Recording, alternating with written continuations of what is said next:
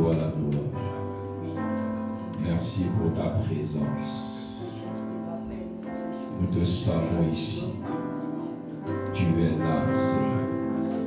Tu es là au milieu de ton peuple. Nous te disons, sois la bienvenue, Saint-Esprit. Welcome, sois la bienvenue au milieu de nous. Merci pour cette plateforme de transformation. Merci pour cette plateforme de perfection. Nous te disons, sois la bienvenue au milieu de nous. Et pendant que nous sommes dans cette attitude,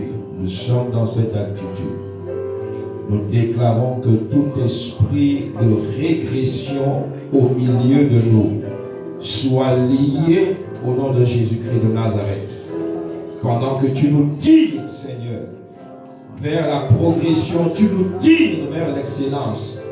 Nous venons par l'autorité du nom de Jésus-Christ de Nazareth. Que tout esprit de régression, tout esprit qui voudrait nous amener à une forme de régression et de médiocrité, par l'autorité du nom de Jésus, nous lions cet esprit dans le nom de Jésus-Christ de Nazareth. À toi la gloire, Saint-Esprit. Toi qui nous redimensionnes, toi qui nous redéploies, au nom de Jésus-Christ de Nazareth. Au nom de Jésus-Christ de Nazareth. Au nom de Jésus-Christ de Nazareth. Seigneur, que tout voile qui nous empêche de saisir clairement ta pensée ce soir, que ce voile soit déchiré au nom de Jésus. Que chaque intelligence en cet endroit reçoive la compréhension et l'éclairage qui vient de toi dans le nom de Jésus-Christ de Nazareth. Au nom de Jésus, nous rentrons dans ce à quoi tu nous destines. Seigneur, nous avons accès à ce dont tu nous destines dans le nom de Jésus-Christ de Nazareth. Qu'il en soit ainsi. Que toute pesanteur soit brisée et nous amenons toute pensée ce soir captive à l'obéissance de Christ Jésus. Au nom de Jésus-Christ de Nazareth, nous soumettons ces temps à l'autorité et à la seigneurie de Jésus-Christ. Qu'il en soit ainsi. En cet endroit, nous déclarons que tout genou fléchit, toute langue se délie pour proclamer que Jésus est le Seigneur, pour proclamer que Jésus est le Seigneur au milieu de nous. Seigneur, à toi la gloire. Seigneur, à toi la gloire. Seigneur, à toi la gloire. Au nom de Jésus-Christ. La parole de Dieu n'a pas pour vocation d'être écoutée seulement. Elle a pour vocation d'être pratiquée. Dieu nous a envoyé sa parole, pas pour qu'on l'écoute. Ça fait beau à écouter. C'est un joli message. C'est un message puissant. Ce n'est pas ça. Ce n'est pas ce qui intéresse Dieu. Ce qui intéresse Dieu, c'est après t'avoir parlé, il s'attend à te voir pratiquer ce qu'il t'a dit. Ça veut dire que si tu ne rentres pas dans la pratique, en réalité, tu as échoué. Tu n'as rien compris. Et tu ne changes pas de niveau. Jésus a dit quoi? Jésus a dit que vous êtes heureux, vous qui entendez ces choses, pourvu. Il ne s'arrête pas là. Vous êtes heureux. Entendre ces choses procure la joie. En fait, elle procure une joie instantanée. Mais si vous voulez que la joie perdure, pratiquez. C'est dans la pratique que la joie sera permanente dans votre vie. Amen. Il dit, vous êtes heureux parce que vous écoutez ces choses. Mais il va plus loin. Pourvu que vous les pratiquiez. Donc, la parole de Dieu a pour vocation d'être pratiquée. C'est dans la pratique que tu vois Dieu à l'œuvre dans ta vie. C'est dans la pratique que la puissance est libérée. Ce n'est pas dans l'écoute. Tout le monde écoute. C'est pourquoi la Bible dit qu'il y a beaucoup d'appelés. Mais pourquoi? Parce que l'élu a décidé de pratiquer. il a décidé de pratiquer. Ça veut dire, si Dieu, dans un message, Dieu t'interpelle sur le mensonge, allez, tu rentres maintenant, je pratique, je ne mens plus. Je me bats par la grâce de Dieu. Alléluia. Amen. Et c'est important. Amen. C'est important de prier. Il y a quelqu'un qui dit c'est important de prier. Regardez. Celui qui prie, suivez-moi bien, celui qui prie montre, en fait, celui qui prie montre sa dépendance vis-à-vis de Dieu. Il montre qu'il dépend de Dieu.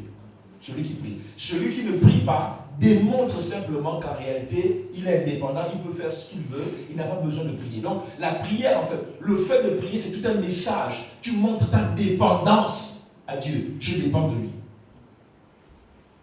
Mais celui qui ne prie pas montre qu'en fait, il montre qu'il est indépendant, il n'a pas besoin de Dieu. Donc la prière, c'est plus, c'est pas un rite religieux. La prière, c'est en fait, c'est tout un message, c'est une dépendance. Je dépends entièrement de lui. Je ne peux rien faire sans lui. Je ne peux prendre aucune décision sans lui. J'ai besoin de son éclairage. C'est pourquoi la prière démontre, en fait, la vie de prière aussi démontre notre niveau de spiritualité. Elle révèle notre niveau de spiritualité. Donc, hier, nous avons dit un certain nombre de choses, je ne vais pas revenir là-dessus. Nous les savons. N'est-ce pas? On a dit un certain nombre de choses. Maintenant, ma prière, le challenge, c'est maintenant Dieu. Déjà, par rapport à ce qui a été dit hier, Dieu vous attend sur le terrain de la pratique. Voici là où Dieu vous attend. Rien que par rapport à ce qui a été dit hier. Le problème avec le chrétien aujourd'hui, c'est que vous avez écouté quelque chose, vous n'avez même pas encore pratiqué, vous ajoutez beaucoup d'informations et finalement, toutes ces informations en vous ne sont pas pratiquées. Déjà par rapport à ce qui a été dit hier, Dieu t'attend sur le terrain de la pratique. Déjà par rapport à ce qui a été dit hier. Ce soir encore, Dieu va ajouter des choses, mais déjà par rapport à ce qui a été dit hier, Dieu t'attend sur le terrain de la pratique.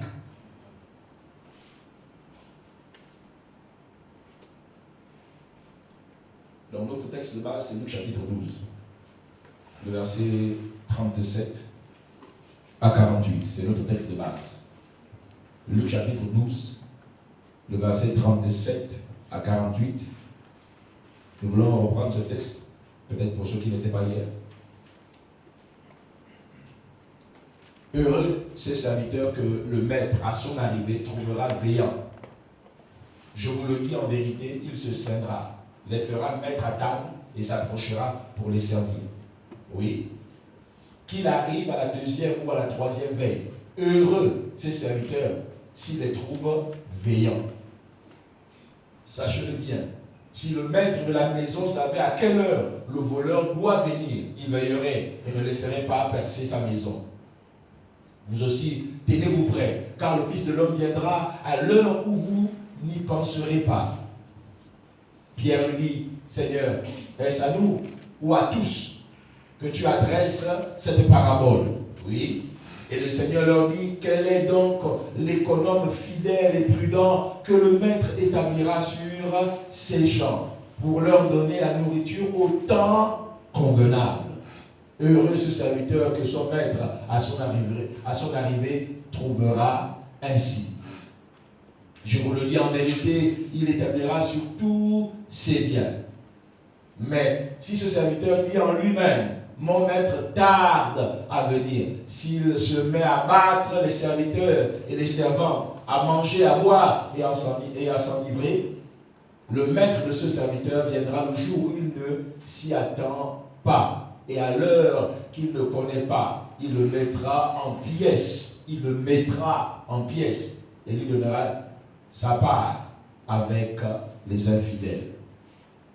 Le serviteur qui ayant connu la volonté de son maître n'a rien préparé et n'a rien agi, n'a pas agi selon sa volonté, sera battu d'un grand nombre de coups.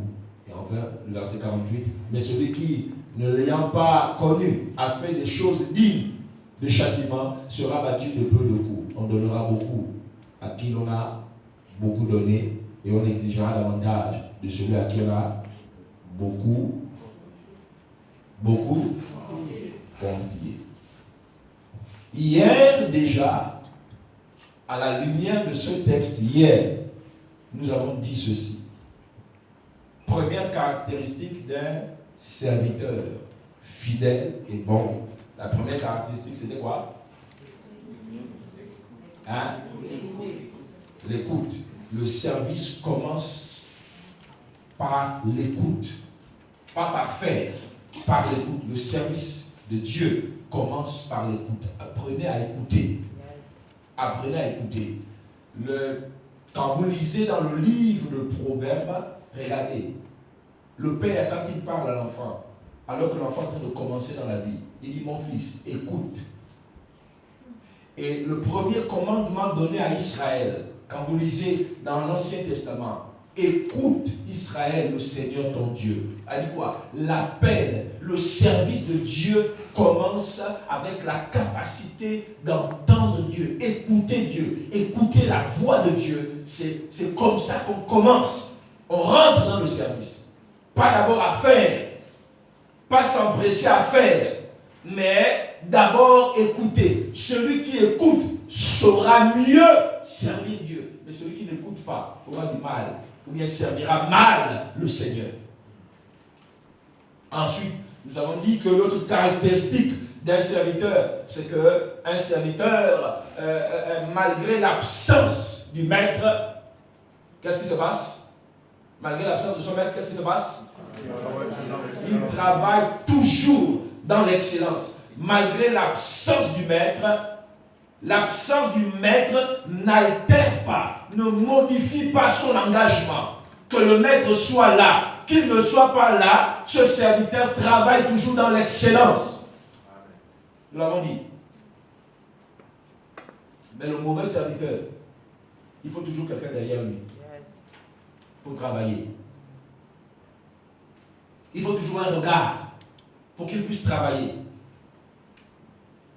Il faut toujours un responsable à côté pour travailler. Si le pasteur n'est pas là, il ne travaille pas comme il se doit.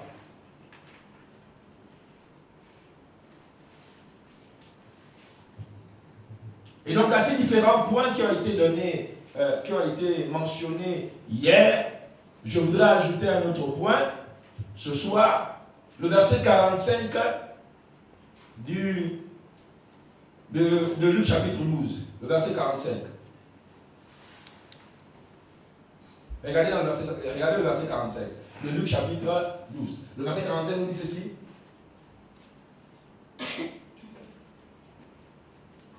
Mais si le serviteur dit en lui-même, hier nous avons parlé du test de... Le test de quoi? Du temps. Quand Dieu tarde. Nous avons parlé de ça, n'est-ce pas? Quand Dieu tarde, le ciel est en train de te tester.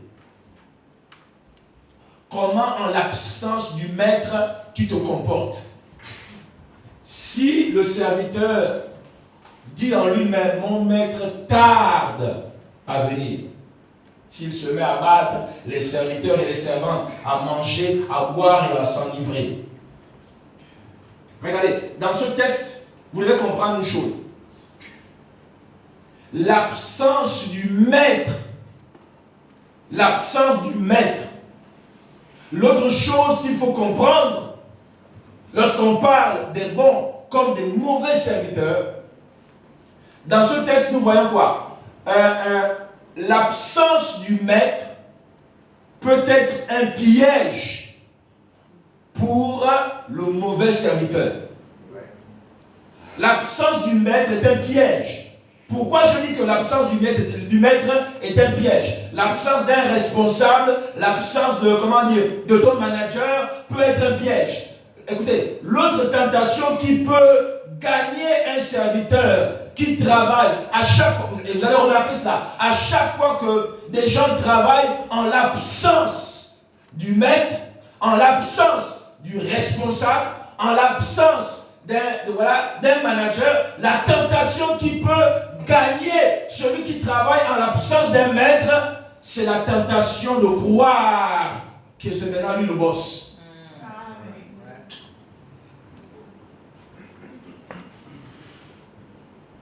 Je parle à quelqu'un? Lorsque le maître tarde à venir, on peut tomber dans le piège de croire que je suis maintenant le boss dans cet endroit. Oubliant qu'en réalité tu n'es qu'un serviteur. Mais voyez-vous, si le maître tarde à venir, on peut tomber dans le piège de croire que je suis maintenant le maître, le boss ici, dans cet endroit. C'est un piège. Le temps est un piège aussi. À la fois, c'est un test du ciel, mais le temps est un piège qui peut te faire croire que c'est maintenant toi le propriétaire, le véritable propriétaire, alors que tu n'es qu'un serviteur. Tu n'es qu'un serviteur. Jésus est parti. Écoutez-moi bien, Jésus est parti. Et on a l'impression, avec le temps, on a l'impression que tu es le maître de ta vie, tu es le maître de ce corps, tu es le maître de tout ce que tu as. Tu penses à des moments. C'est un piège. Le temps peut te faire croire que tu es maintenant le maître et le propriétaire. Alors qu'en réalité, tu n'es propriétaire de rien. Je peux le dire à quelqu'un? Tu n'es propriétaire de rien. Quand parfois il y a une pensée qui te traverse en pensant que non, ça c'est mon argent, c'est ma maison. Tu n'es propriétaire de rien. Tu partiras, tu n'emporteras rien. Tout ce que tu es en train de faire, tu laisseras. Tu ne vas rien emporter. Tu n'es propriétaire de rien. Mais parfois, le temps nous fait perdre de vue une telle vérité. Tu n'es propriétaire de rien. Tu peux partir et laisser les enfants. Tu peux partir et laisser le mari. Tu n'es propriétaire de rien. Le temps est un piège pour le serviteur. En l'absence du maître, à cause du maître qui tarde, il peut se voir dans la maison comme étant désormais, c'est lui le propriétaire, alors que tu n'es propriétaire de rien. Tu ne possèdes rien. Tu ne possèdes rien.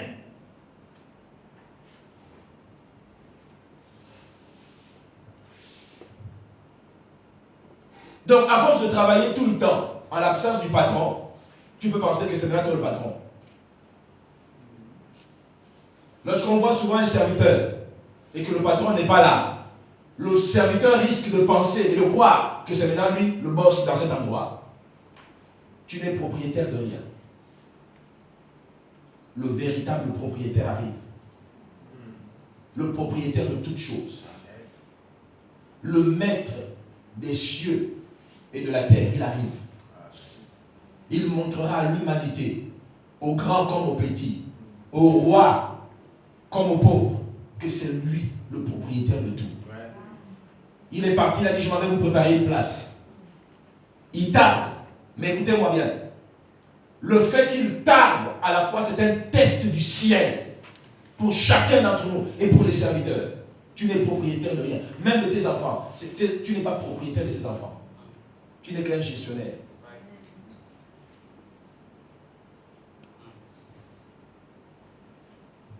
Vous devez comprendre que celui qui travaille en l'absence du maître doit faire attention.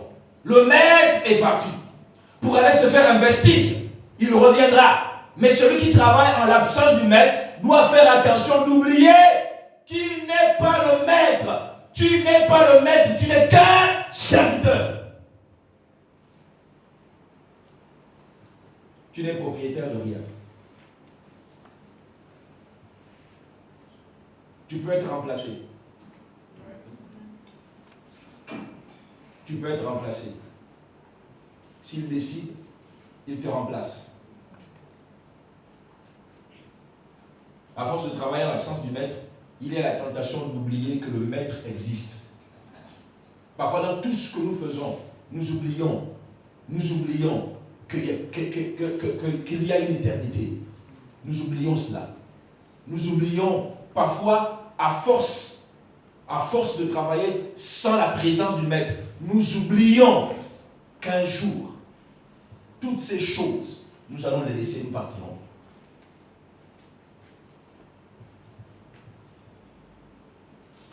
Et l'autre chose qui guette, écoutez-moi bien, l'autre chose qui guette les serviteurs, c'est non seulement la tentation de penser que c'est maintenant toi qui es le propriétaire, alors que tu n'es propriétaire de rien. Mais l'autre piège qui guette les serviteurs, c'est en l'absence du maître, maintenant on devient médiocre.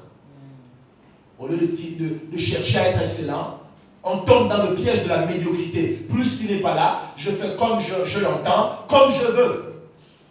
Parce que la vérité, c'est que si Jésus était là, ce que nous faisons, nous ne le ferons pas.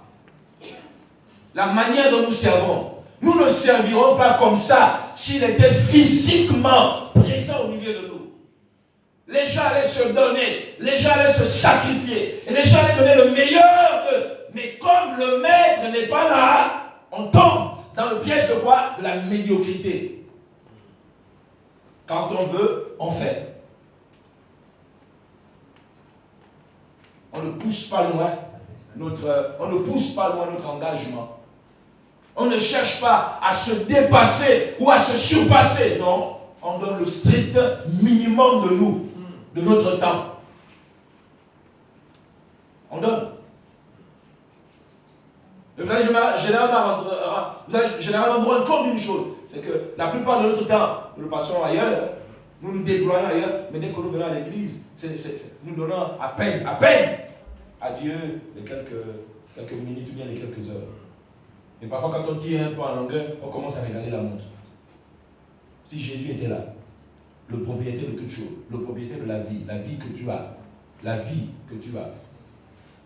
s'il était là, on ne ferait pas ce qu'on est en train de faire. Mais pourquoi on le fait? Parce qu'en son absence, on est tombé dans le piège de la médiocrité. La conscience de son omniprésence. La Bible dit que tout est à nu et à découvert devant celui à qui nous devons rendre des comptes. Tout est à nu et à découvert. Ça veut dire la conscience de son omniprésence devait normalement nous amener, quand nous faisons quelque chose pour Dieu, à nous appliquer dans ce que nous faisons. Mais dans notre lieu de travail, on s'applique. Mais s'il y a un endroit où les chrétiens ne s'appliquent pas pour donner le meilleur d'eux, c'est bien à l'église. Nous sommes tombés dans le piège de la médiocrité. On donne à Dieu ce qui est médiocre, mais on donne à la créature comme nous, ce qui est meilleur. Or, celui qui... Mais depuis que Jésus a dit qu'il va revenir quand même. Il va revenir quand même. Même les chrétiens disent ça. Vous ne savez pas que c'était un piège. Et le texte que nous avons lu dit quoi? Il viendra à l'heure où on ne s'attendra pas. À l'heure. Et peut-être à cette heure-là, c'est à l'heure-là que tu auras décidé de te relâcher dans ton engagement et dans ta consécration. C'est à cette heure qu'il vient. Donc l'absence est un piège. Mais l'absence aussi révèle les vrais. Les vrais n'ont pas besoin de la présence du maître pour travailler. Ils continuent de travailler. Les vrais, le temps n'altère pas, ne modifie pas. Avec le temps, ils ne régressent pas dans leur consécration, mais avec le temps, ils progressent au contraire dans leur consécration. Les vrais.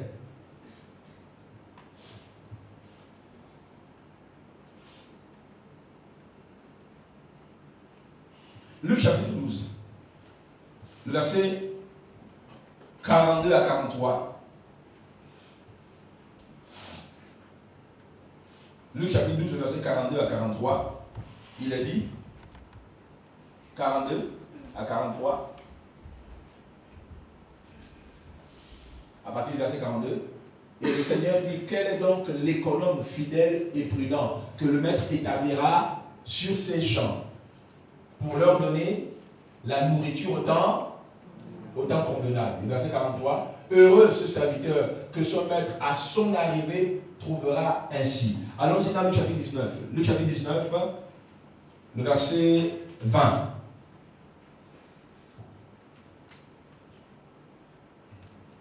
Ou on va prendre le verset 13. Le verset 13. Ensuite, on va sauter pour aller au verset 20. Verset 13, Luc chapitre 19, le verset 13. Il appela 10 de ses serviteurs, leur donna quoi? 10 000. Et leur dit, faites-les valoir jusqu'à ce que je revienne. Maintenant, le verset 20. Regardez le verset 20. Le verset 20 nous dit quoi? Un autre 20, il dit, Seigneur, voici ta mine que j'ai gardée dans un linge. Reviens au verset 13.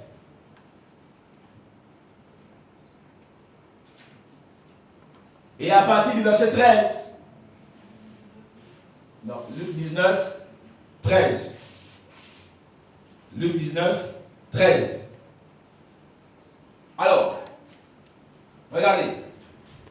Dans ce texte, une autre caractéristique des vrais serviteurs, je dis bien des vrais serviteurs, une autre caractéristique, c'est que les vrais serviteurs respectent, je vais le dire comme ça, ils respectent le contrat.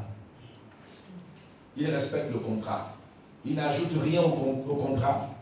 Ils ne modifient pas le contrat. Regardez, quel était le contrat ici? C'est de faire valoir les mines, n'est-ce pas? Le maître avait donné à chaque serviteur quoi? Des mines. Et qu'est-ce qu'il a dit par rapport à ces mines? Vous devez les faire valoir, les fructifier. C'était ça le contrat, n'est-ce pas? Le contrat, c'est que je te donne ma mine. Tu as accepté ma mine. Si tu as accepté ma mine, écoute, voici le contrat. Fais valoir, fructifie ce que je t'ai donné. Voici le contrat. Les vrais serviteurs. Et le texte de Luc chapitre 12 dit quoi? Il dit heureux ce serviteur, ou bien cet économe, que le maître en arrivant trouvera, donnant de la nourriture.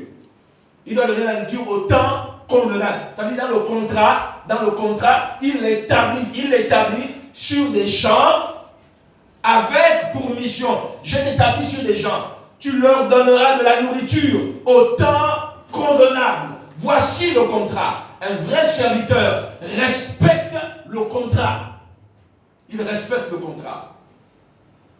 Il ne change pas le contrat. Et je voudrais poser la question ce soir à quelqu'un. As-tu respecté le contrat avec Dieu? As-tu respecté le contrat avec Dieu? Ou bien avec le temps, tu as modifié toi-même les termes de ce contrat? As-tu respecté le contrat avec Dieu? Le verset 42 et 43 nous montrent que Dieu, le Maître, établit ses serviteurs. Il les a établis sur des champs. Il les a établis sur des champs. C'est ce que le texte nous dit.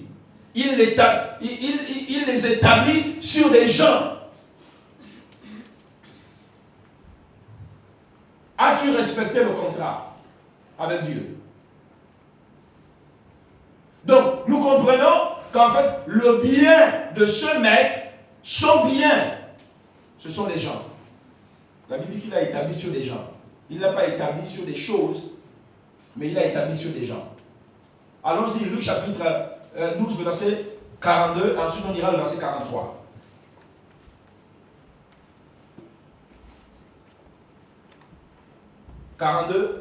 Luc chapitre 12, verset 42. Et le Seigneur dit, quel est donc l'économe fidèle et prudent que le maître établira? Il a établi ce quoi? Il a établi ce quoi? Sur ces gens, sur des gens, des personnes. Le contrat, c'est que je t'établis sur des gens. Je t'établis sur des gens. Et à ces personnes-là, je veux te voir leur donner la nourriture au temps convenable. Le verset 44 nous dit quoi? Le verset 44 nous dit, je vous le dis la vérité, il l'établira sur tous ses biens. Mais vous dites quoi? Tous les biens de ce maître-là, les biens. Et je vais le dire autrement. Écoutez-moi, Dieu sur la terre n'a pas un autre intérêt que l'homme. Le bien de Dieu, suivez-moi bien, le bien de Dieu sur la terre, ce ne sont pas les animaux, ce ne sont pas les arbres. Le bien, le trésor de Dieu sur la terre, ce sont les hommes, c'est l'homme. Jésus a quitté son trône à cause de l'homme. Si la terre n'était pas habitée des hommes, Dieu ne serait pas venu sur la terre. La chose qui a amené Dieu sur la terre, c'est l'homme. Car Dieu a tant aimé l'homme, c'est l'homme. le bien de Dieu, c'est l'homme. C'est pourquoi il est établi sur les hommes et non sur les choses.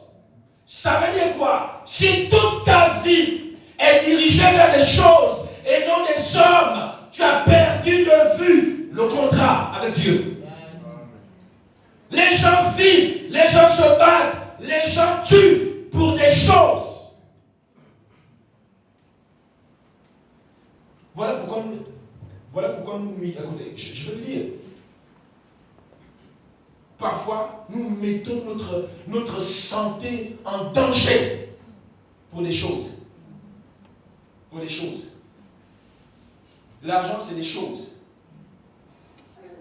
La voiture, ce sont des choses. Si la terre n'était pas habitée des hommes, Dieu ne serait pas venu. Il est mort pour les hommes. Écoutez, si Dieu meurt pour des hommes, ça doit nous renseigner, nous faire comprendre que donc, le cœur de Dieu bat pour les hommes. Pendant que toi tu t'attaches à des biens, Dieu te dit, mon bien à moi, ce sont les hommes. Ce sont les hommes. As-tu gardé le contrat ou bien tu l'as modifié avec le temps? Très peu de chrétiens encore aujourd'hui témoignent, prêchent aux hommes.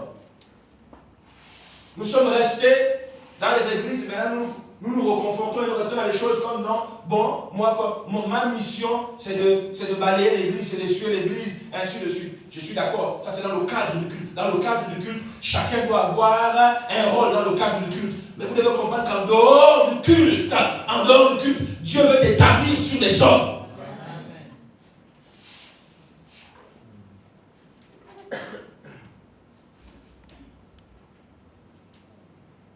L'homme, c'est pourquoi le diable attaque l'homme.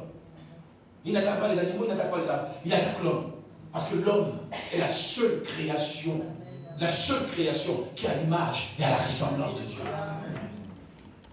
Dieu ne veut pas voir son image être détruite. Écoutez, Dieu va, comment je peux le dire, Dieu va être totalement dévasté quand il voit, en fait, à chaque fois Dieu est dévasté, quand il voit son image aller en enfer, aller se perdre en enfer, Dieu est dévasté. Le contrat de Dieu, c'est le contrat des hommes, pas des choses. Vous devez le comprendre. C'est pourquoi quand vous lisez dans votre Bible, on dit quoi? Quand un seul pécheur se convertit, il y a de la joie, il y a la fête dans le ciel. Ça veut dire que quand un seul pécheur aussi va en enfer, c'est le contraire qui se produit. Le ciel est triste, le ciel est en deuil. Les louanges cessent dans le ciel. Dieu dit aux anges, arrêtez de chanter. Il y a mon image qui vient d'aller en enfer. Combien de chrétiens encore aujourd'hui, après 10 ans, 15 ans de vie chrétienne, nous nous intéressons encore aux hommes, nous nous intéressons à ceux qui sont dehors. Le monde est malade, le monde dehors est malade. Le seul remède du monde, c'est la bonne nouvelle, c'est Jésus. Amen.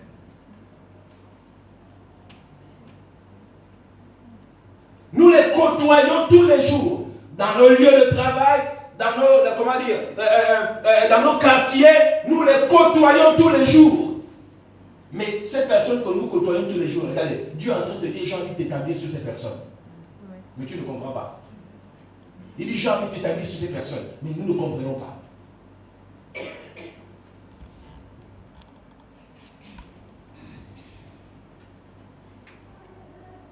As-tu gardé le contrat? Ou bien avec le temps, tu l'as modifié? Le bon serviteur garde le contrat.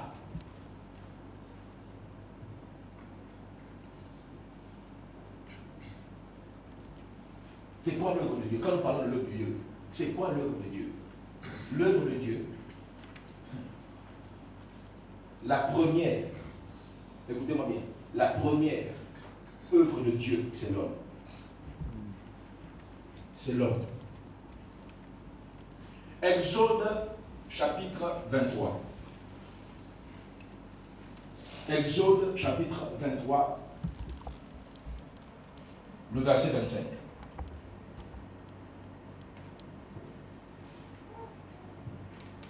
Exode 23, le verset 25. Dans ce texte, nous voulons voir il dit, vous servirez. Lisez avec moi, vous servirez votre Dieu. Vous servirez l'Éternel, votre Dieu.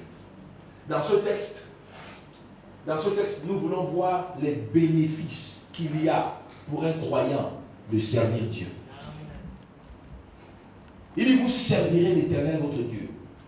Écoutez, ne pensez pas, et c'est important que je le dise, ne pensez pas que ne pas servir Dieu, refuser de servir Dieu est un bon statut.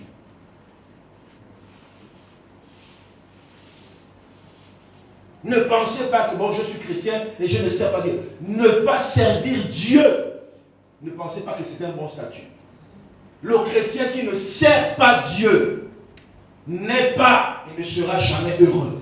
Je vous le dis ce soir.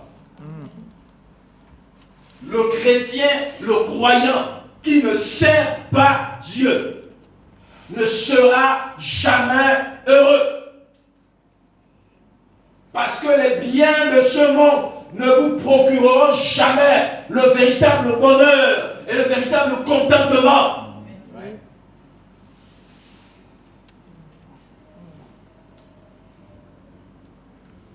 Ne pas servir Dieu n'est pas un bon statut pour un chrétien. Et vous ne connaîtrez jamais le bonheur si vous ne servez pas Dieu. Votre maison ne va jamais vous procurer le bonheur. Votre voiture ne va jamais vous procurer le bonheur. Le bac ou la licence ne va jamais vous procurer le bonheur. C'est un bonheur pour un moment. Après, c'est un bonheur éphémère. Après, tu penses à autre chose. Tu as de nouveaux défis. Le bonheur d'avoir eu un enfant et puis après, ce bonheur passe. C'est pour dire que le vrai bonheur ne se trouvera jamais en dehors du service. C'est en servant Dieu que tu connaîtras le vrai bonheur.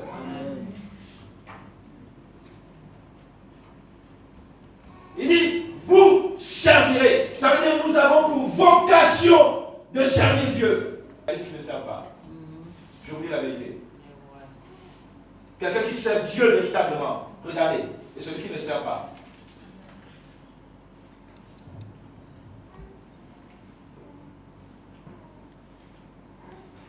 Je voudrais vous poser la question suivante. Qui veut servir Dieu? Je repose ma question. Qui veut servir Dieu? Donc, il y a quand même des gens qui ne veulent pas servir. La Bible dit, vous servirez l'Éternel. Tout le monde a la main levée, tout le monde veut servir Dieu. Pourquoi? Pourquoi tout le monde lève la main quand on dit qui veut servir Dieu? Parce qu'au plus profond de nous, nous savons que c'est anormal pour un chrétien de ne pas servir Dieu. Au plus profond de nous, nous le savons. Que c'est anormal pour un chrétien de ne pas servir Dieu. Mais pourtant, il y a des chrétiens qui ne servent pas Dieu.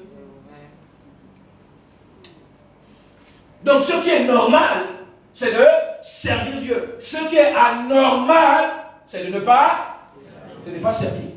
Voici ce qui est anormal. Servir fait partie de la foi chrétienne. Amen. Maintenant, ça veut dire quoi? Plus que vous voulez servir Dieu, quand je posais la question de qui veut servir Dieu, plus que vous voulez servir Dieu, alors vous devez comprendre une chose. On doit vous apprendre comment on sert Dieu. Il faut qu'on t'apprenne. Plus que tu veux servir Dieu, il faut qu'on t'apprenne comment on sert Dieu. Pour servir Dieu, tu es d'abord un croyant. C'est un croyant. Un chrétien qui a été touché par Dieu. On dit celui qui sert Dieu, c'est d'abord à la base un croyant. Il a été touché par Dieu. Touché. Ensuite, il a compris. Ayant été touché par Dieu, il a compris l'essentiel de Dieu. Et puis il décide de servir Dieu. Il a compris l'essentiel de Dieu. Il a compris pourquoi il a été sauvé par Dieu. Et donc quand il comprend cela, alors automatiquement, il se met au service de Dieu. Lorsque vous avez été, je vais le dire comme ça, lorsque vous avez été si touché par Dieu, lorsque vous avez été véritablement touché par Dieu et sa parole, en fait, vous vous donnez à lui pour le servir. Vous vous donnez à lui pour le servir. Quand vous avez été touché par Dieu. C'est pourquoi, quand vous lisez dans le texte de Romains, il dit, vous à qui? À vous à qui Dieu a exprimé ou bien a montré sa grande compassion. Le verset, à partir du verset 1, dans le chapitre 12, dans une autre version, il dit, vous à qui Dieu a montré sa grande miséricorde et sa grande compassion. Verset 2, maintenant, il dit, offrez-vous, donnez-vous. Donnez-vous maintenant. C'est-à-dire, quand vous réalisez ce que Dieu a fait, normalement, quand tu as été touché par Dieu, tu ne peux pas rester comme ça. Tu veux le servir. C'est pourquoi j'ai dit qu'à la base, un serviteur ou bien une servante de Dieu, et à la base, c'est un croyant qui a été touché par Dieu. Ayant été touché par Dieu, il a compris l'essentiel de Dieu. Ensuite, il se met à son service. Vous trouvez les textes comme servez le Seigneur. Servez Christ, le Seigneur, dans le Nouveau Thessaloniciens.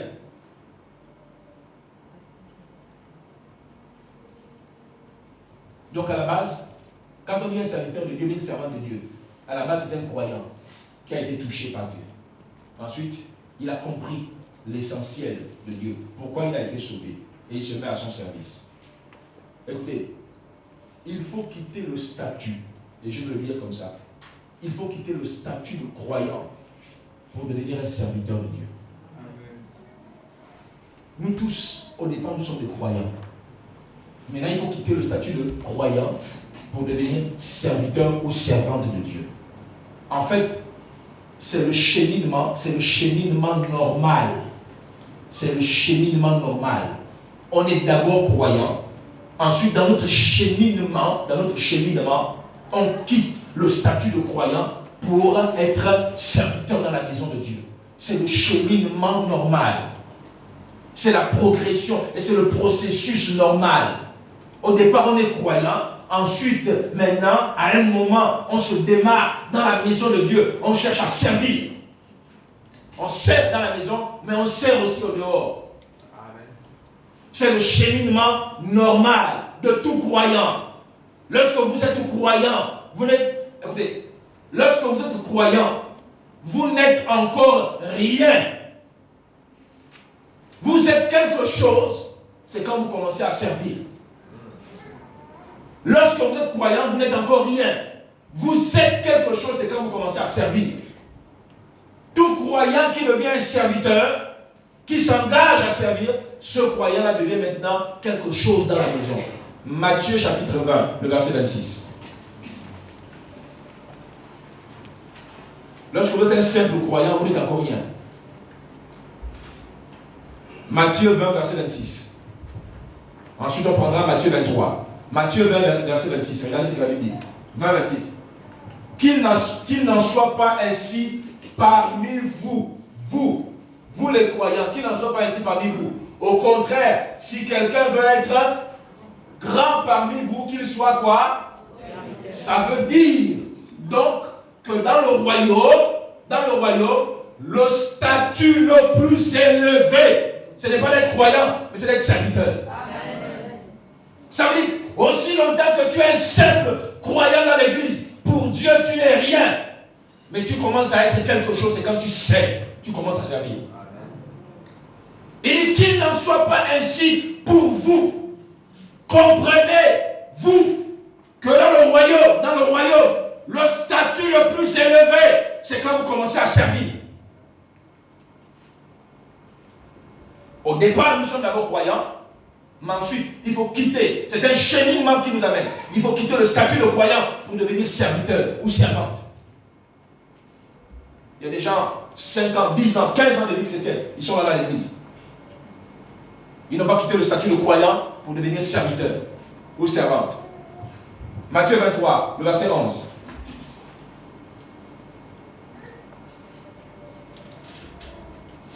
Matthieu 23, le verset 11.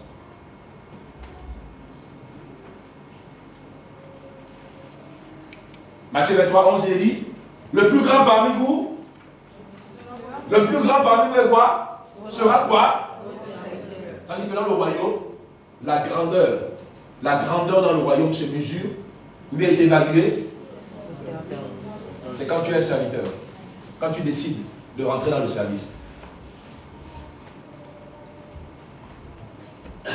Matthieu 12, verset 18. Matthieu 12, verset 18. Matthieu 12, 18, il a dit, voici mon... Regardez comment Dieu présente Jésus-Christ. Il est présenté comme quoi? Pas comme un croyant. Jésus n'est pas présenté comme étant un simple croyant. Il est présenté comme quoi? Voilà comment Dieu le présente. Il s'adresse à la création, à l'univers. Il s'adresse au monde. Il dit, voici mon... Ça veut dire que Jésus est rentré, Jésus est venu sur la terre sous la forme. Avec le statut d'un... Ça veut dire quoi? C'est la forme qu'il a choisi de revêtir en venant sur la terre. Ça veut dire quoi? Être serviteur est le statut le plus élevé dans le royaume. Dans le royaume de Dieu, être serviteur, servir est le statut le plus élevé. Quand tu ne sers pas, pour Dieu, tu n'as encore rien. Tu es croyant, mais tu n'as encore rien.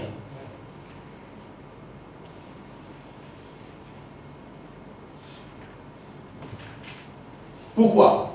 Parce que vous devez comprendre, regardez, le croyant ne peut pas donner sa vie pour les brebis, mais le serviteur, lui, peut donner sa vie pour les brebis. Amen. Seul celui qui est serviteur peut donner sa vie pour les brebis. Amen. Ésaïe était là. Quand vous lisez dans le livre d'Ésaïe, il était là. Il était en train de prier, ou il était certainement dans sa maison, et il entend dans le monde spirituel, il entend une interrogation. Et l'interrogation que Ésaïe entend est la suivante. Il dit, qui enverrai-je? Il entend cette interrogation. Qui enverrai-je? C'était Dieu qui était en train de parler. Et qui parlera pour nous. Et le texte ne s'arrête pas là. La bonne nouvelle, c'est qu'Ésaïe reprend. Il dit, Seigneur, envoie-moi. Me voici. Il quitte le statut de simple croyant pour devenir quoi? Un serviteur. Et Dieu pose aussi la question, comme il a posé à Ésaïe, qui enverrai-je? Il y a le monde qui est en train de mourir là au dehors. Il y a des gens qui sont en train de mourir là au dehors. Il y a des gens qui meurent chaque jour là au dehors.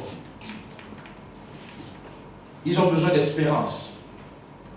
Ils ont besoin de construire leur vie sur un fondement véritable. Autre que l'argent, autre que le travail, autre que la beauté, autre que la politique. Ils ont besoin de construire leur vie sur un fondement véritable. Et il y a le monde dehors qui est en train de périr. Et Dieu pose la question, qui enverrai-je?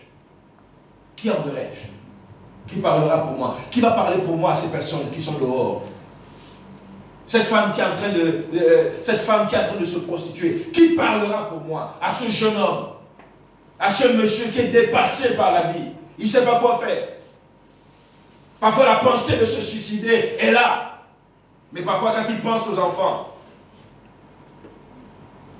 Et Dieu dit, qui enverrai-je? Qui parlera pour moi? Comme Ésaïe. Ésaïe a dit, me voici. Il quitte le statut de simple croyant pour devenir un croyant serviteur. Nous avons un autre exemple. C'est Josué. Il a dit, moi et ma maison, pas seulement moi et ma maison, nous servirons. Il a quitté le statut quoi? De simple croyant pour devenir un croyant serviteur. Moi. Isaïe a dit moi. C'est-à-dire envoie-moi. Moi, ma maison, ma famille, mes finances, tout, absolument tout, à ton service. La Bible dit que la moisson est grande. Vous avez lu ça? La Bible dit que la moisson est grande. La moisson est grande. Mais il y a peu. La moisson est grande. Mais il y a peu d'ouvriers. Autrement dit, il y a peu de serviteurs. Les croyants, il y en a dans les églises. En fait, c'est que la Bible reconnaît que les croyants, il y en a dans les églises. Chaque dimanche, Les églises sont envahies des croyants. Ils viennent, ils dansent. Ils viennent, ils chantent les cantiques. Ils disent Alléluia. Ensuite, ils repartent. Mais Dieu cherche des croyants serviteurs qui vont servir. Dieu cherche. Il dit la moisson est grande. Là dehors, les gens sont prêts à recevoir Jésus. Avec ce qui se passe dans le monde, ils sont déçus de la politique. Ils sont déçus du monde. Ils sont déçus de la politique internationale. Ils sont tellement déçus. Ça veut dire quoi? Les cœurs sont préparés à recevoir Jésus. La moisson est grande. Mais le texte dit, il y a peu de serviteurs. Les croyants, il y en a, mais les serviteurs, ceux qui prêchent, qui vont annoncer et parler de Jésus, sont très peu. Ils sont très peu. Comment croiront-ils, nous dit la Bible? Comment croiront-ils? Et comment invoqueront-ils celui en qui ils n'ont pas cru? Et comment invoqueront-ils s'il n'y a personne qui parle, qui prêche?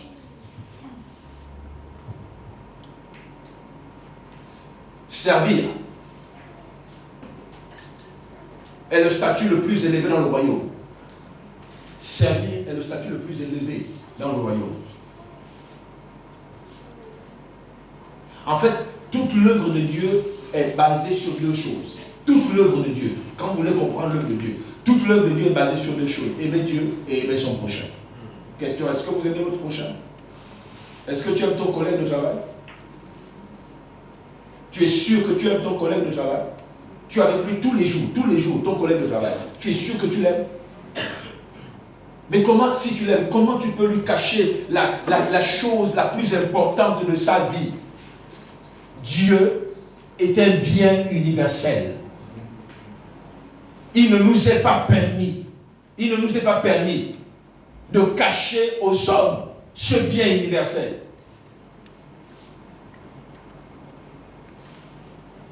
La bonne nouvelle, l'évangile c'est la bonne nouvelle. Écoutez-moi, une bonne nouvelle n'est pas faite pour être cachée, normalement. Une bonne nouvelle est faite pour quoi? Pour être partagée. Si Jésus, suivez-moi bien, si Jésus est une bonne nouvelle, pourquoi, face à nos collègues de travail, nos voisins dans les quartiers, cette bonne nouvelle, nous ne la faisons pas connaître? Comment vous dites que Jésus est une bonne nouvelle, mais cette bonne nouvelle, vous la cachez? La seule bonne nouvelle qu'on est prêt à diffuser devant nos collègues de travail, devant nos amis, c'est quand l'enfant a eu le bac, c'est quand l'enfant a eu la licence. Voici la bonne nouvelle. Mais la bonne nouvelle du salut de leur âme. La bonne nouvelle du salut de leur âme. S'ils n'ont pas Jésus, ils iront éternellement en enfer. Cette bonne nouvelle, nous fermons la bouche. Et nous les côtoyons tous les jours.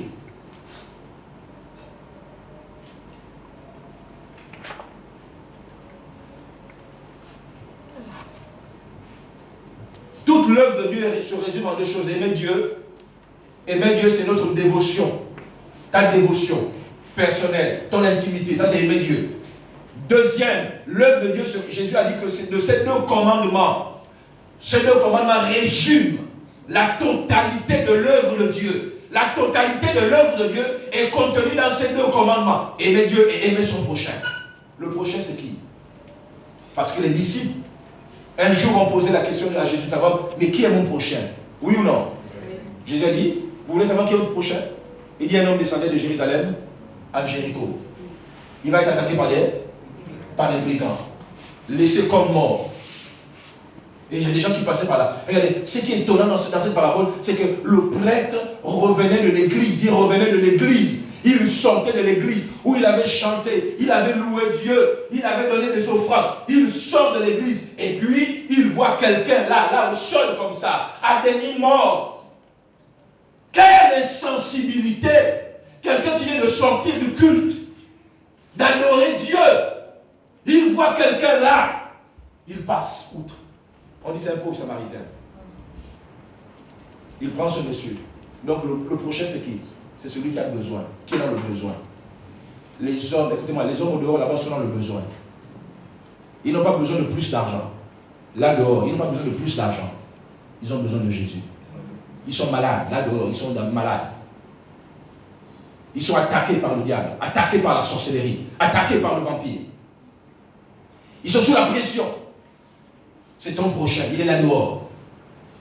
Il a besoin d'entendre une bonne nouvelle, la bonne nouvelle.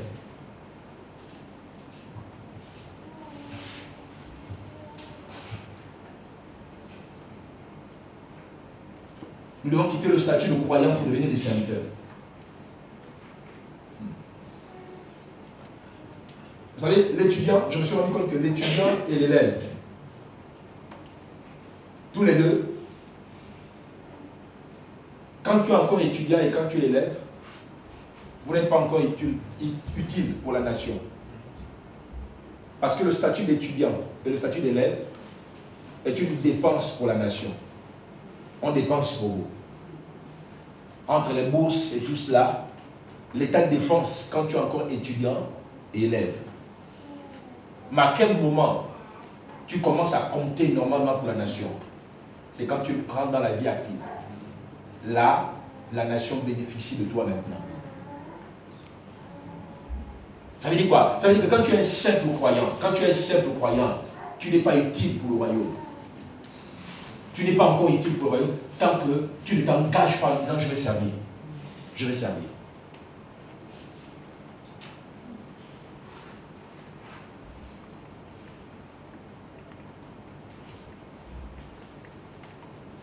Revenons sur le texte d'Exode 23. Je vais terminer avec.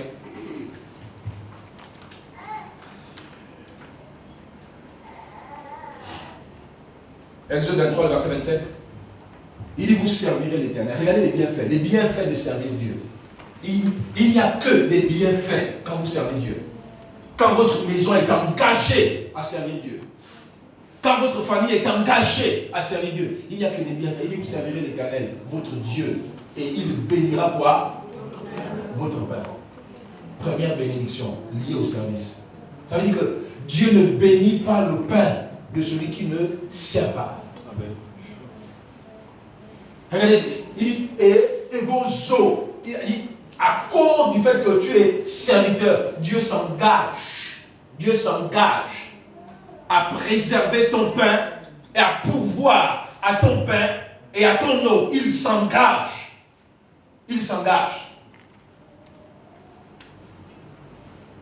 Tu ne manqueras de rien parce que tu me sers. Amen. Il est engagé envers ta maison afin que l'huile et la farine ne manquent jamais dans ta maison. Que sur ta table, il y ait toujours quelque chose à manger. Pourquoi? Parce que toi et ta maison, vous êtes engagés dans le service de Dieu. Amen. Premier bienfait. Lorsque le torrent s'était asséché, alors que pendant ce temps-là, il est en train de nourrir Élie, le torrent s'est asséché. Il dit à Élie, lève-toi, va à Sarepta, parce que tu me sers. Va, j'ai ordonné à une veuve de te nourrir. Amen. Quand tu sers Dieu, tu ne mourras pas de faim. Amen. Premier bienfait. Tu travailles aujourd'hui, tu peux perdre ton travail et commencer à mourir de faim. Amen. Ton employeur peut arrêter le contrat avec toi. Amen. Mais je vous parle d'un employeur. Quand vous êtes à son service, il vous garantit le pain et l'eau en permanence. Il est prêt à bousculer le ciel. Amen. À faire venir vers toi tous les trésors de la terre. Pourquoi? Parce que toi et ta maison, vous êtes engagés dans son service. Amen. Il n'y a que des bienfaits quand on sert Dieu. Et je sais de quoi je parle. Ça fait plus de 20 ans que je sers Dieu. Je ne suis pas mort de faim. Je ne suis pas à Total. Je ne suis pas à Péréco. Je ne suis pas à Chouberger. Mais écoutez, je mange. Moi et ma maison, nous mangeons. Amen. Nous ne mourrons pas de faim. Pourquoi? Parce qu'il y a une alliance avec Dieu. Amen. Servez Dieu. Il n'y a que des bienfaits. Servez Dieu. Le service de Dieu. Parce que je me suis engagé dans le service. Le service de Dieu m'a amené jusqu'en Afrique du Sud. C'est le service de Dieu. Là où même beaucoup de ceux qui travaillent ne verront jamais l'Afrique du Sud. Le service de Dieu m'a amené en Afrique du Sud. Amen. Servez Dieu. Il n'y a que des bienfaits. Engagez-vous. Engagez votre maison à servir Dieu. Vous verrez. Il ne s'arrête pas là, regardez les bienfaits. Il dit, j'éloignerai la maladie du milieu de toi. Ça dit que la maladie vient. Elle va venir. Elle va essayer de rentrer par la porte, par le bas de la porte. Essayer de rentrer par la fenêtre. Parce que tu es en alliance avec Dieu. L'alliance du service. Dieu éloigne la maladie. Dieu éloigne la maladie. Je vous dis, il y a des cancers qui peuvent disparaître parce que tu es engagé dans le service de Dieu. Quand Dieu voit comment tu es engagé dans son service et que le cancer vient frapper à ta porte, Dieu lui interdiction illégale. C'est mon serviteur, c'est mon instrument. Je sais de quoi je parle. Amen. Je sais de quoi je parle. Parfois, il y a eu des maladies qui sont venues. Je n'ai pas eu besoin de... Ma femme est là. On n'a pas eu parfois besoin de prier. On rappelle cette maladie que nous sommes des serviteurs. Après 2 ou 3 jours, boum, la chose s'en va. Dieu protège ses serviteurs. Amen. Nous pouvons tous être des serviteurs de Dieu. Quand je parle de serviteurs de Dieu, ne voyez pas seulement ici le fait d'être pasteur, mais tous engagés dans quelque chose. Amen. Engagés à arracher les âmes du monde et les faire rentrer dans la maison. Il dit, j'éloignerai la maladie. Il y a des maladies, laissez-moi vous dire, il y a des maladies qui perdurent dans vos corps parce que vous n'êtes pas en alliance de service. Vous voulez que cette maladie, je vous défie ce soir, vous voulez que ces maladies partent, rentrez dans le service. Vous allez voir. Je sais de quoi je parle. Rentrez dans le service. Il y a des maladies qui perdurent dans vos corps parce que vous n'avez pas compris que l'une des clés pour faire fuir la maladie de ta maison et de ton corps, c'est le service. Amen. C'est le service. Verset 26, il dit quoi? Il n'y aura dans ton pays ni femme qui avorte. Ça veut dire quoi? Les grossesses précoces ne vont pas exister pour celui qui sait. Non. Cela ne va pas exister. Les accouchements précoces, ces choses ne vont pas exister. Dieu protège tes entrailles. Sont sécurisées divinement et surnaturellement. Il dit, il n'y aura pas de danger. On n'aura pas besoin, quand tu sais Dieu, écoutez, quand tu sais, on n'aura pas besoin de trucs comme le, oh, il faut qu'on mette le cerclage, parce que machin, non, quand tu sers Dieu, Dieu garantit son alliance. Garantit son alliance. Ni femme stérile. Non, non, non, non. Il dit, je remplirai quoi? Le nombre de tes jours. Ça veut dire quoi? Quand il dit je remplirai le nombre de tes jours, il est en train de dire que tu ne mourras pas de façon précoce. Quelqu'un qui sert Dieu ne peut pas mourir de façon précoce. Amen. Quelqu'un qui sert Dieu. Amen. Non.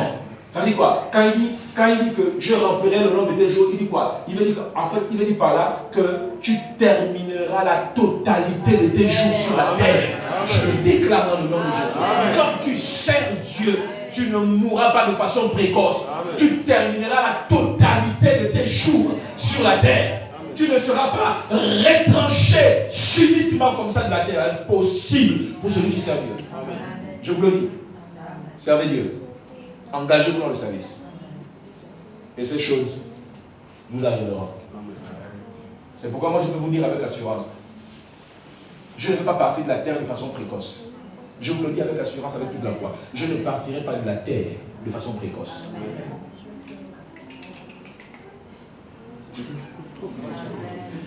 Je vous dis. Interdiction. J'ai vu Dieu à l'œuvre. J'ai vu. Quand il y a eu des problèmes dans ma famille et que non, il y avait même des sorciers qui m'ont dit allez-y vous protéger. J'ai dit à ma mère, allez dire à ce sorcier. J'étais déjà chrétien, j'étais déjà pasteur. J'ai dit allez dire au sorcier là qui ravage les gens de la famille là. Dites-lui que le jour où il touche à Mahanga, il a signé son arrêt de mort. Simplement. Parce que je sais sur quoi je me repose. Avec qui je suis en alliance. Vrai ou faux, je ne sais pas si c'est ça, mais après, on a appris que, boum, il est paralysé. Paralysé.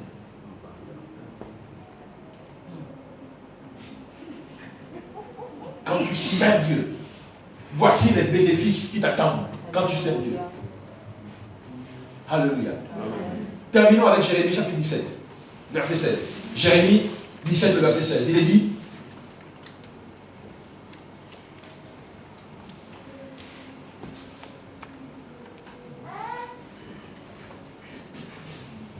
Jérémie 17, verset 16. Regardez. Et moi, c'est Jérémie, n'est-ce pas? Pour t'obéir, je n'ai pas refusé d'être. Et moi, pour t'obéir. Or, obéir à Dieu, cela veut dire quoi en réalité? C'est quitter le statut de croyant pour devenir un serviteur. Il dit, et moi, pour t'obéir, je n'ai pas refusé. Il dit, j'ai accepté d'être un serviteur. J'ai accepté d'être une servante.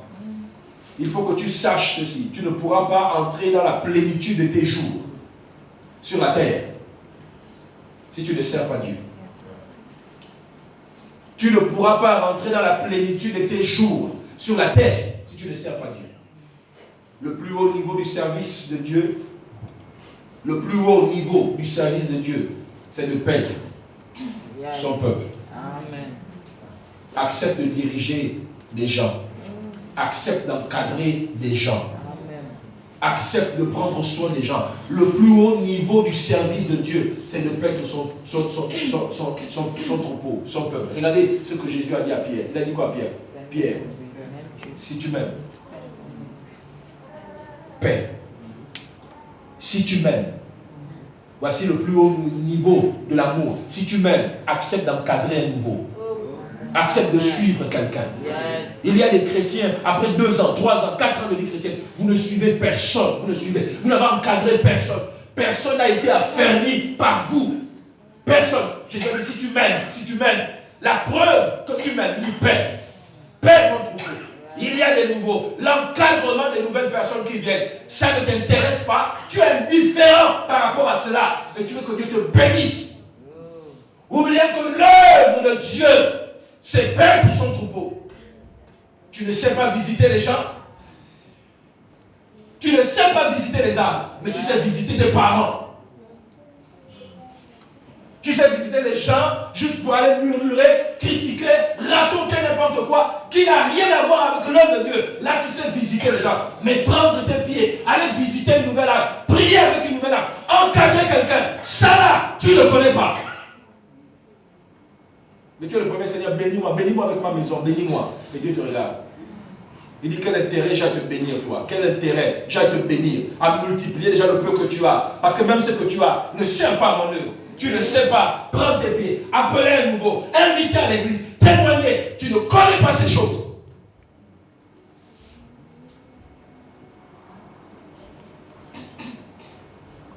Ils sont là.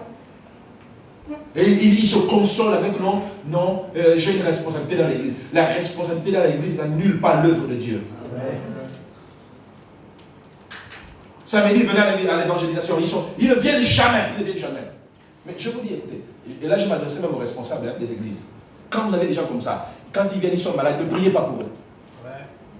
Je vous donne l'autorisation. Ne priez pas pour des gens qui ne veulent pas servir Dieu. Ne priez pas pour eux. Ne priez pas.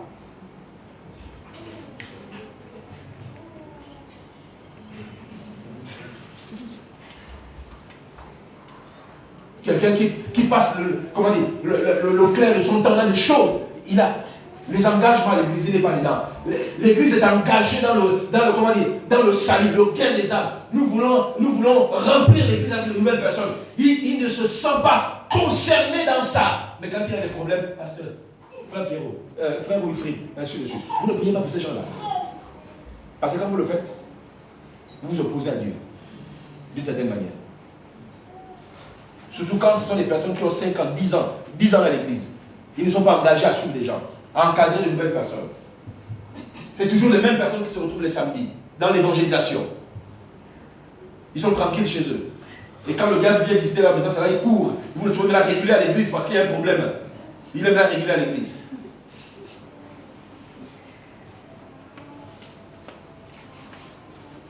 Il a dit à Pierre, si tu m'aimes, paix. Prends soin. Paître, c'est prendre soin. Question, toi tu prends soin de qui? À part ta propre vie, tu prends soin de qui dans l'église? Les nouveaux ne t'intéressent pas. Les nouvelles personnes qui viennent, rien. Allez visiter les âmes, tu n'es pas dans ça. Tu ne prends soin de personne d'autre que de toi-même.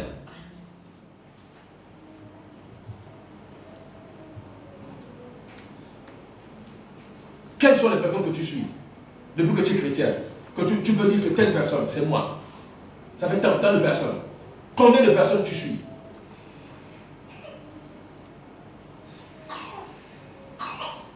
Il dit j'ai accepté pour t'obéir. Il dit j'ai accepté d'être un serviteur. J'ai accepté d'être un serviteur. J'ai quitté le statut de croyant pour devenir serviteur. Il dit j'ai accepté d'être un serviteur. J'ai accepté.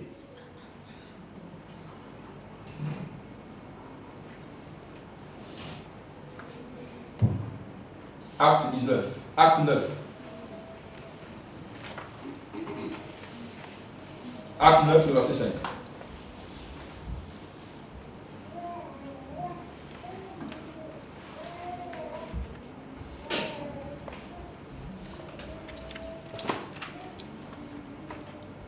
Acte 9, verset 5, il a dit.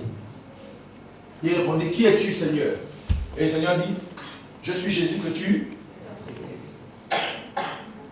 Il te serait dur de réjammer contre. Regardez-moi, quand Dieu apparaît, quand Jésus apparaît à Paul, qui était Saul de Tarse à l'époque, quand Dieu apparaît à Saul de Tarse, ce n'est pas pour faire de lui un simple croyant. C'est pour qu'il soit un serviteur. Voici le programme de Dieu dans ta vie. Dieu ne t'est pas apparu, il ne t'a pas arraché les ténèbres à son admirable lumière pour faire de toi un simple croyant dans la maison. Venir t'asseoir des années dans l'église, tu ne fais rien. Il veut faire de toi un serviteur. Une servante. Donc quand il apparaît à Saul de Tarse, c'est pour faire de lui un serviteur. Il dit, tu ne serais régénéré. Tu ne vas pas résister. Tu vas rentrer. Tu vas devenir serviteur. Parce que c'est pour cela que j'étais apparu. Si j'étais apparu, c'est pour faire de toi mon instrument. Mon instrument. Regardez ce que le verset 14 dit. Le verset 14 nous dit. Donc, Dieu ne vous a pas converti pour faire de vous un croyant. Dieu ne t'a pas converti pour faire de toi un simple croyant, mais pour faire de toi un serviteur. Regardez. Et il a ici les pouvoirs. C'est acte combien? 9. Hein? Oui, le verset 14. Oui. Il a ici les pouvoirs de la part des principaux sacrificateurs pour lier tous ceux qui invoquent ton nom. Oui. Verset suivant. Mais le Seigneur lui dit, va, car cet homme est un instrument. Voilà. Pas simplement un simple croyant, mais cet homme est un instrument que j'ai choisi pour porter mon nom devant les nations et devant les rois et devant les fils d'Israël. Ça veut dire que Dieu ne t'a pas converti pour faire de toi un simple croyant, mais que tu sois son instrument dans ton lieu de travail, dans ton quartier, que tu sois son instrument partout. Le verset 16 nous dit quoi? Et je lui montrerai tout ce qu'il doit souffrir pour mon nom. Verset 17. Ananias sortit et lorsqu'il fut arrivé dans la maison, il imposa les mains à Saul en disant, Saul, mon frère, le Seigneur Jésus qui t'est apparu sur le chemin par lequel tu venais m'a envoyé pour que tu recouvres la vue et que tu sois rempli du Saint-Esprit. Verset 18. Au même instant, il tomba de ses yeux comme des écailles et il recouvra la vue. Il se leva et fut baptisé. Verset 19. Et après qu'il eut pris de la nourriture, les forces revint. Saul resta quelques jours avec les disciples qui étaient à Damas.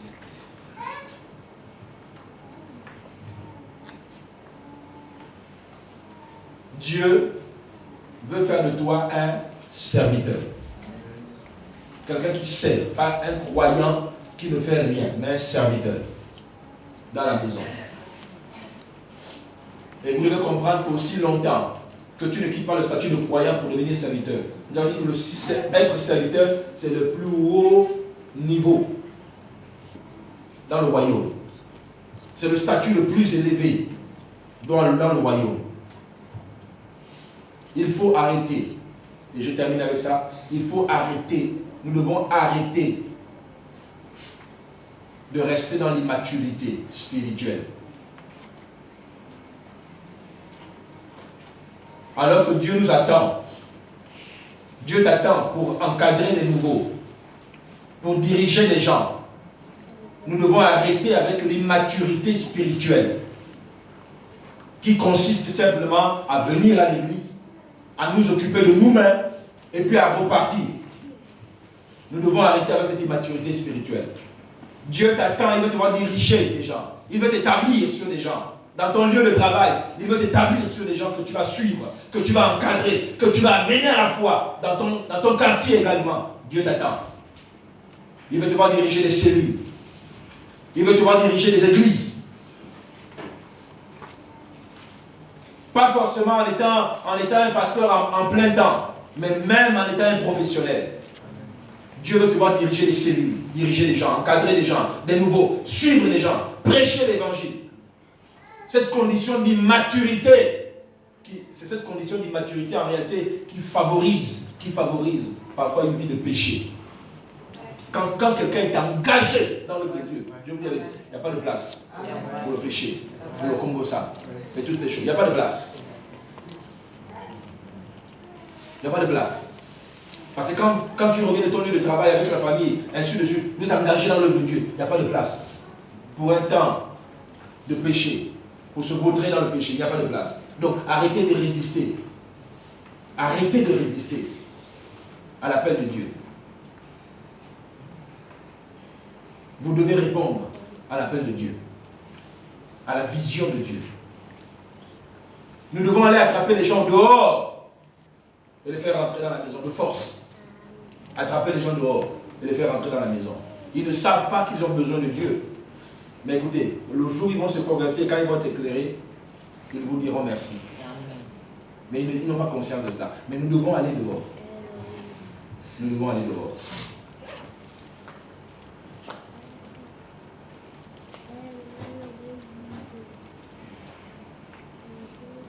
Amen. La question est la suivante. Vas-tu continuer à résister à Dieu ou bien vas-tu répondre à la vision divine? Voici la question.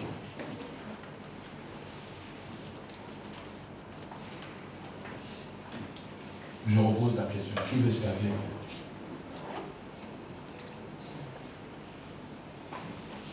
Il dit, vous servirez l'Éternel.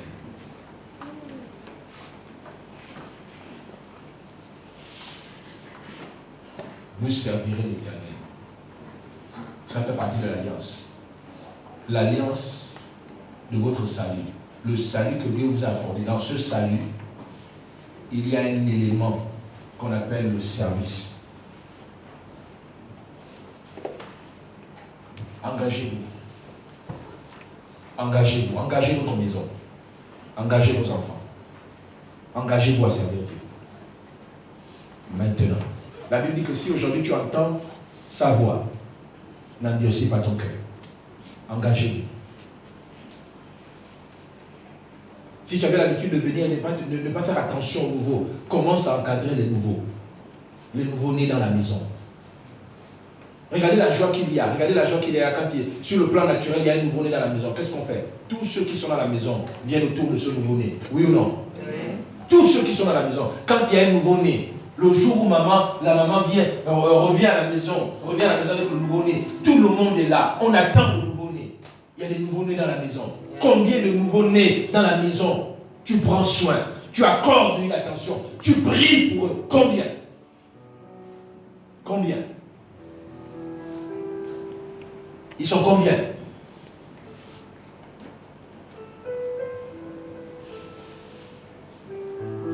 Ils sont combien? Prenez soin de nouveau.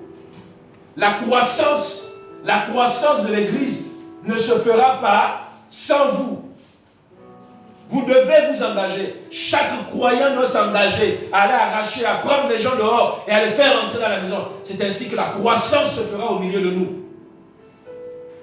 Ce n'est pas un ange qui va les prêcher. Paul a dit, si je prêche l'évangile, c'est parce que la nécessité m'en est imposée. C'est nécessaire. Tout croyant doit prêcher, doit annoncer la bonne nouvelle.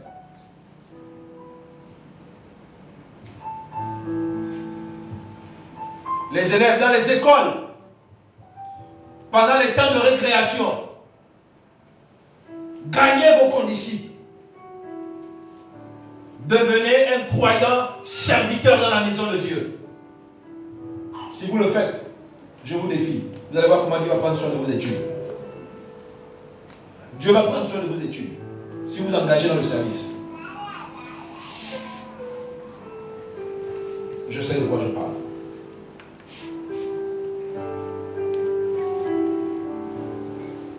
Nous ne pouvons pas, disons-nous la vérité, nous ne pouvons pas ouvrir aujourd'hui de nouvelles cellules parce que les croyants, pour diriger ces cellules, il y en a très peu.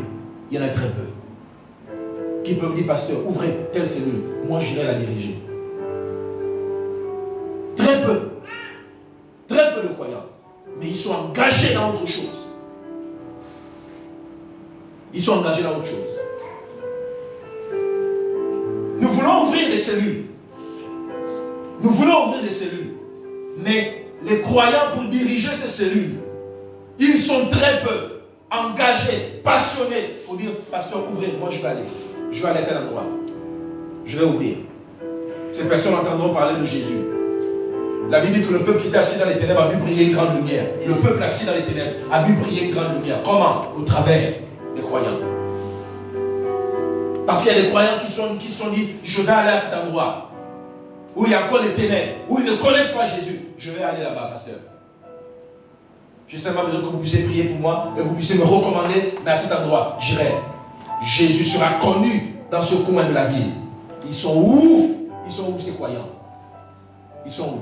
Affairés aux choses du monde, épuisés par les choses du monde, éreintés par les choses du monde. C'est ce qui se passe. Et Dieu parle. Il dit la moisson est grande, mais où sont les croyants serviteurs? La moisson est là. Les âmes sont dehors, assoiffées. Ils sont où? Arrêtez de résister. Engagez-vous. Engagez-vous. Pendant que nous avons les yeux fermés, je vais lancer un appel.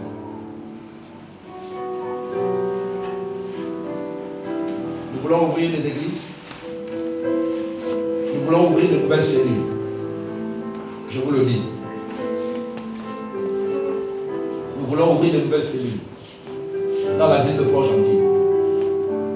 Nous sommes engagés à gagner plus de personnes. Parce que c'est le mandat que Dieu nous a imposé et a signé. Gagner plus de personnes.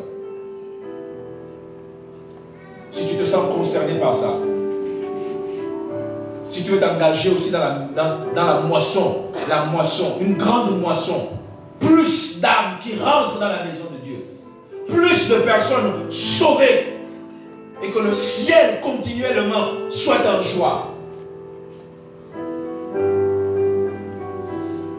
Si tu te sens concerné par ça, si tu veux dire comme Esaïe a dit, Seigneur, me voici, envoie-moi, envoie-moi.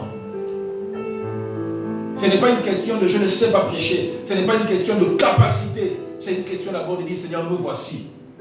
Celui qui appelle, équipe. Et c'est Dieu qui équipe. La Bible dit qu'il crée en nous le vouloir et le faire. Il le fera, il le fera. Moïse a dit, je ne sais pas parler, je ne sais pas parler. Mais Dieu a rempli sa bouche. Ce n'est pas une question. C'est juste une question de dire, Seigneur, j'obéis, me voici. Si c'est ton cas, si tu veux rentrer dans la grande moisson, parce que nous allons ouvrir de nouvelles cellules. Nous allons entrer de nouvelles cellules. Je voudrais que de là où tu es, tu lèves ta main. Et je vais prier avec toi. Parce que quand nous allons mettre en place ces nouvelles cellules, ce sont les personnes qui se désirent, qui lèvent leurs mains, que nous allons envoyer pour diriger ces nouvelles cellules. De là où tu es, tu lèves seulement ta main. Où tu viens par devant. Nous voulons ouvrir de nouvelles cellules, mais nous cherchons des croyants ouvriers, serviteurs. Tu viens par devant. C'est chacun avec Dieu. C'est sa conscience avec Dieu. Tu viens par devant.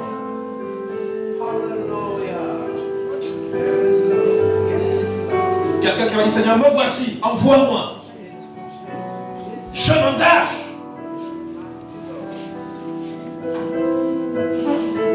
Il y a des âmes qui meurent dehors. Il y a des âmes qui meurent dehors. Et Dieu dit, qui enverrai-je? Qui enverrai-je? Ils sont confortablement assis dans les églises. Ils sont confortablement assis dans les églises. Alors qu'il y a des âmes qui meurent dehors. Il dit, qui enverrai-je? Qui parlera pour nous? Il mettra les paroles dans ta bouche. Tu n'as pas à t'inquiéter. Il mettra seulement les paroles dans ta bouche. Dans très peu de jours, nous allons commencer de nouvelles cellules. Nous allons commencer de nouvelles cellules. Nous avons déjà une église dont la construction est finie du côté du fort de l'eau. Une nouvelle église qui va voir les jours, qui va voir dans les jours prochains l'ouverture. Mais nous avons besoin des ouvriers, des gens qui s'engagent en disant, Seigneur, me voici. Fort de l'eau, ce coin de fort de l'eau entendra parler de Jésus au travers de moi. Je suis ton instrument, Seigneur. Je dis que si tu t'engages comme ça, tu verras comment Dieu va se déployer dans ta vie d'une façon miraculeuse et divine. Je sais de quoi je parle. Maintenant, ils se sont approchés de l'autel. Ils se sont approchés de l'autel. Ils se sont approchés de l'autel.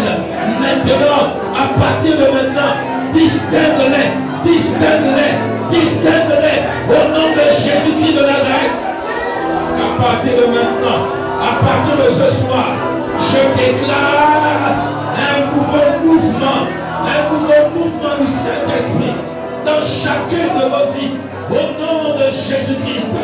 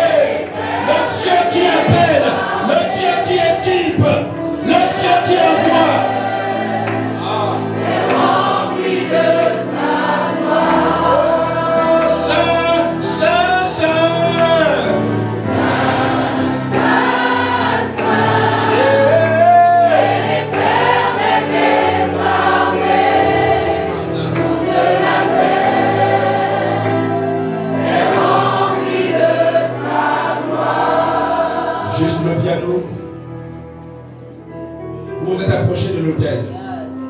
C'est un engagement que vous avez pris. Un engagement de servir Dieu. Un engagement d'être disponible. D'être disponible. Heureux ce serviteur que le maître a établi pour donner la nourriture au temps convenable. Pas au temps que le serviteur lui-même aura jugé. Le temps convenable, c'est le temps du maître. Le temps convenable, c'est le temps du maître. Quand il a besoin de toi, c'est là le temps convenable. Au moment où il lui donne un ordre, c'est là le temps convenable. Et le temps convenable, c'est maintenant. Des cellules doivent s'ouvrir. Des nouvelles églises doivent voir le jour. Et c'est ça le temps convenable. Dieu compte sur toi. Ne remets pas à demain. Quand tu remets à demain, ce n'est plus le temps convenable. Le temps convenable, c'est maintenant. Il t'appelle. Il t'appelle. Il t'appelle. Il t'appelle. Ah, Seigneur, merci. Parce que tu marques toutes ces personnes d'un nouveau saut. Ils quittent le statut de croyant pour devenir des croyants serviteurs dans la maison. Que l'équipement qui accompagne le serviteur et la servante soit libéré dans leur vie. Je déclare à partir de maintenant une intensification de l'action du Saint-Esprit dans vos vies. Les dons qui sommeillaient maintenant dans le nom de Jésus reprennent vie. Je déclare une recrudescence des dons et des charismes de l'Esprit. Recevez le feu qui vous embrase. Recevez le feu, vos entrailles bouillonneront désormais de compassion, bouillonneront d'amour.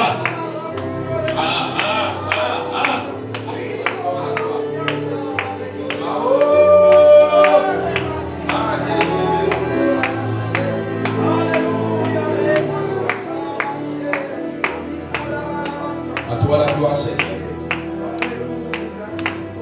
Nous te rendons la gloire et nous te bénissons. Que toute la gloire te revienne. Dans le nom de Jésus-Christ, nous avons ainsi prié. Que quelqu'un m'aide à dire Amen, acclamons le Seigneur.